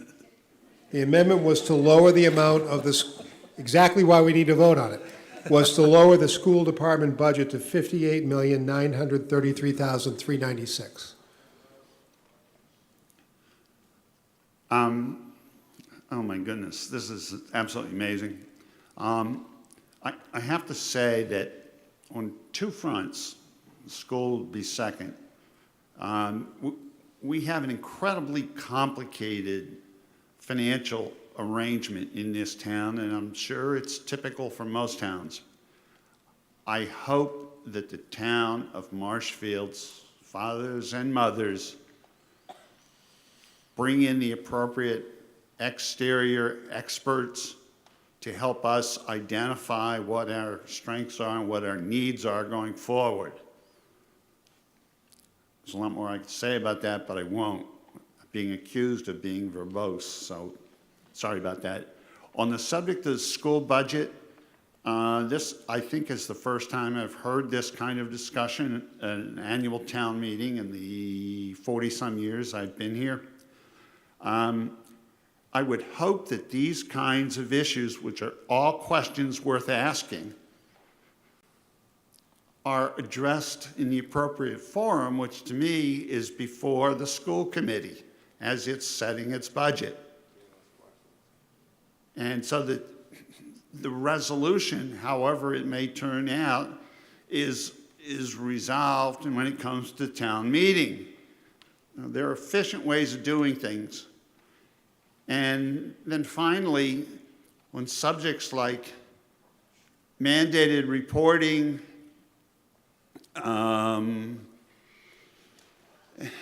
equity in hiring, you name it, forced purchases, those are almost all political and legal questions, and they will be addressed, for better or for worse, by the great and general court. They will not be resolved here in Marshfield at an annual town meeting, and this is the wrong forum for them. Okay, Barry, you're out of time. And I'm out of time. Thank you. Just getting warmed up, too. That's why you're out of time. Mr. Pelletier. Hi, Grayson Pelletier, 1050 Cariswell Street. I am a soon-to-be former student of Marshfield High School in 1 week, and I'd just like to give my input on lowering the requested amount is kind of a little outrageous in my opinion. As someone who has been in the school for 4 years, who's been in the other school for 4 years, who's been to Governor Winslow for 3 years, I can tell that these people do spectacular work, especially for me, someone who is in their special education program and someone who struggles a lot with a lot of the material. They have provided so much resources to the point where I can get to the point where I can walk up on that stage next week and get my diploma and go to college. These people have given me these resources to even do that, something I thought I would never be able to do. I just thought I was stupid and would just become a mechanic, and now I'm going for political science, which I've never thought I would even be interested in. And this point that this school has done so much for that. These people that have actually given me the resources to do whatever I want to do, to pursue my dreams into public service. My special education English teacher is one of my favorite people in the world, who has sat with me and read through like articles I've had for my clubs and like, hey Grayson, I have some input on this. Let me help you with your grammar and a little more of that. And I was able to get through a lot of his, stuff. Sorry, I'm a little nervous, but I just think that everyone should consider that as the students of Marshfield High, we recommend you to not vote for this, as the school needs this funding to pursue their great work. Thank you. Thank you. Please. All right, seeing no further discussion on the amendments. Again, the amendment is to lower the school budget to $58,933,396. All those in favor of the amendment, raise your hand. All those opposed? I declare that the amendment fails. So do we still have any more discussion on the school budget? Hi, Joe Pasevich, Wilson Road. I'm a little confused. On the errata sheet that we were given regarding ATM Article 3, there's a reference to South Shore Regional Voc Tech. Recommended update from blank to 750273. Are we going to see that somewhere at some point? In the motion? It's in the motion, but we didn't add it as a line item. It's supposed to be a line item, isn't it? But the number is included, but the name is not. It's in there. Where?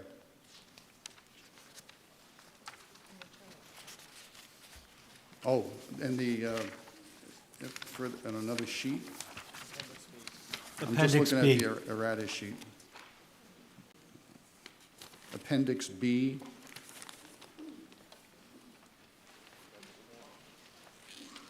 Operating budget, let's see. Oh, I see, over here, South Shore, okay, Appendix B, page 2 of 2, 750. Thank you.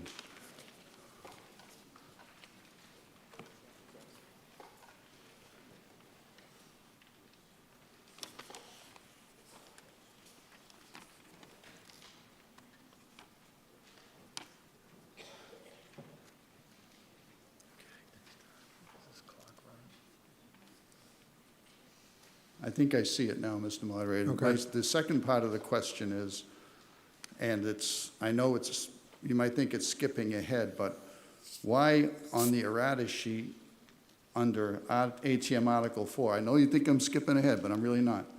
It says ATM Article 4, there's also an apparent amendment for the exact same amount under Article 4, where it says Appendix B, under column expenses. This is page 3 of the errata sheet. It says, under column expenses, school department update, insert line South Shore Voc Tech, add 750273.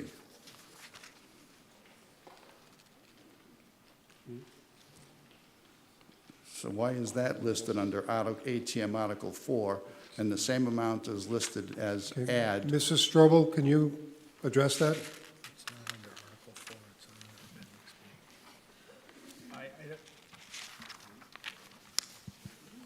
So I'm looking at the Can't errata hear sheet. you. I'm looking at the errata sheet for Article 4, and I do not see where it says South Shore Regional VOTEC. Under Appendix B, which is on page 3, that is where you're seeing South Shore Regional VOTEC, because that is addressing the change in Appendix B, which is in the back of the printed warrant. So not only do we have to change the actual article, which is Article 3, to insert not only South Shore Regional VOTEC as well as Norfolk Aggie, we also had to also address the change to the printed warrant for Appendix B. That's why you're seeing it in two places. But it's, Mr. Murray, it's listed under ATM Article 4 as a change to Article 4. And Article 4 is not an operating expenses article.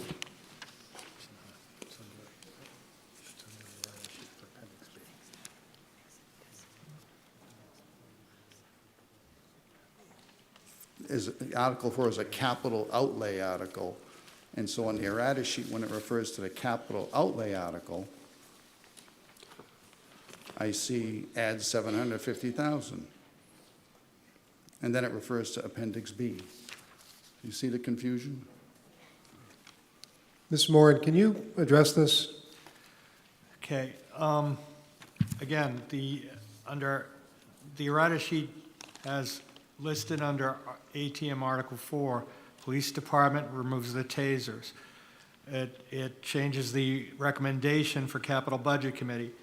It has an update on borrowing supported by taxes and expenditures. That's the end of page 2. That's the end of the annual town meeting, Article 4. Flipping to the errata sheet to page 3. It's headlined Appendix B. Oh, I see. So it's referring simply to B. Okay. Yes. Yeah. It looks like it was a carryover. It's not a carryover. It's Sorry about that. Thank you. no problem. Okay, you good? Okay, let's take a vote on the school budget. All those in favor of the school budget, please raise your hand. All those opposed? I declare that the motion carries, or that the education budget carries. We have our one amendment that I will make to add, I move that we add $237.28 to the overall budget to cover the 2% increases for all those elected officials except for me. And there's one other one. Oh, the town clerk. So I want to make that motion, that we're going to add $237.28 to make us whole on the adding, the 2% add for the elected budgets. Any discussion on the amendment? Seeing none, all those in favor of the amendment? All those opposed? I declare that the amendment carries. So we're going to vote on an overall Article 3 budget for the town. All those in favor of Article 3, please raise your hand. All those opposed. I declare that Article 3 passes. We are on to Article 4. The Capital Budget Committee moves that the town vote to appropriate the sum of $2,912,000 to pay for the capital outlay set forth in the chart set forth in Article 4 of the April 28, 2025 annual town meeting warrant under the Capital Budget Committee recommendations column, and to meet said appropriation that the town authorize the treasurer collector with the approval of the select board to borrow the sum of $1,892,000 under the applicable provisions of Chapter 44 of the Massachusetts General Laws or any other enabling authority, and to issue notes and bonds relative thereto, and further that any premium received on the sale of any bonds or notes approved by this vote, less any such premium applied to the payment of the cost of the issuance of such bonds or notes, may be applied to the payment of costs approved by this vote in accordance with Mass General Law, Chapter 44, Section 20, thereby reducing the amount authorized to be borrowed to pay such sum by a like amount, and further that the sum of $650,000 be transferred from wastewater enterprise retained earnings, the sum of $270,000 to be transferred from water enterprise retained earnings, and the sum of $100,000 to be transferred from solid waste enterprise retained earnings. Anyone from the Capital Budget Committee to present on this? No? Mr. Moore, do you have any comment? No. Okay. Advisory Board, Brian Crowley. Mr. Smith. Article 4 addresses a litany of very real and very important capital needs for our Department of Public Works, Harbor Master, and other areas in town. After a lot of careful, considerable review and consideration of the Capital Budget Committee's review, Article 4 is supported by the Advisory Board as proposed. Okay, thank you. This is going to be a two-thirds vote because it's got some borrowing involved with it. So our vote total is going to have to be two-thirds. I'm going to do the same thing we did before. I'm going to read each line. If there's a question, sing out. We'll vote on all the unquestioned ones and then vote on the questioned ones, or discuss the questioned ones. Council on Aging, Conservation, Police Department, Facilities Department, Library, Harbor Master, Information Technology, Schools, DPW Engineering, DPW Highway, DPW Cemetery Trees and Greens, DPW Solid Waste on cemetery greens. Is there a particular line item in there? We've got, pardon me? Okay, got it.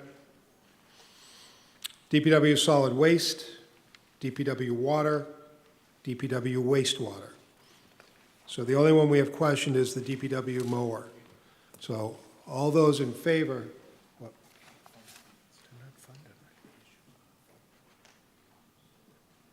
Oh, okay. All those in favor of the remaining articles for Article 4, please raise your hand again. This is a majority vote.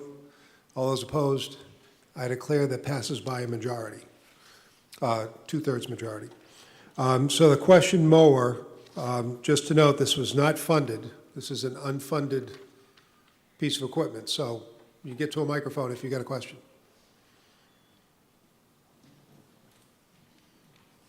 Jim Murrin, Careswell Street. I just have a question on the amount and what actually is proposed here. I mean, We're not buying it. The amount is, so it wasn't funded. I understand, but still, there's a number next to a proposal. The proposal is about lawnmowers, and it's in the amount that's. I can get you that answer. Okay, thank you. Mr. Patterson.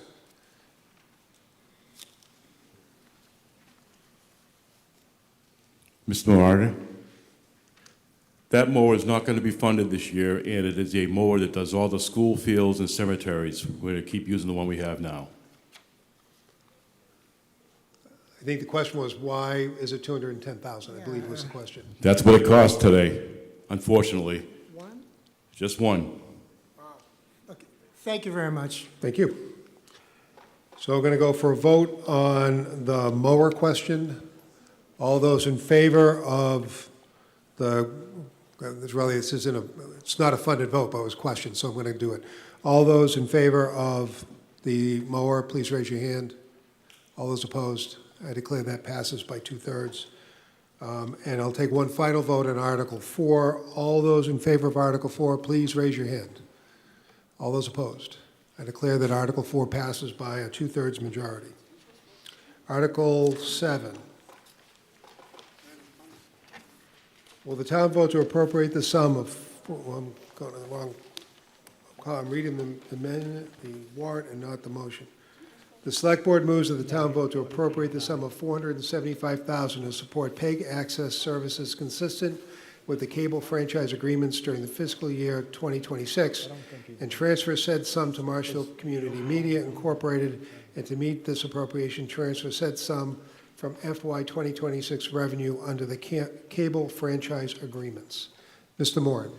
Thank you, Mr. Moderator. This is the vote that is required annually to allow the cable access people to Marshfield Community Media Incorporated to access the funds that are raised through the cable subscribers. This is used to broadcast and stream the meetings that they and the community events that they cover. Okay, thank you. Jan Martin from the Advisory Board.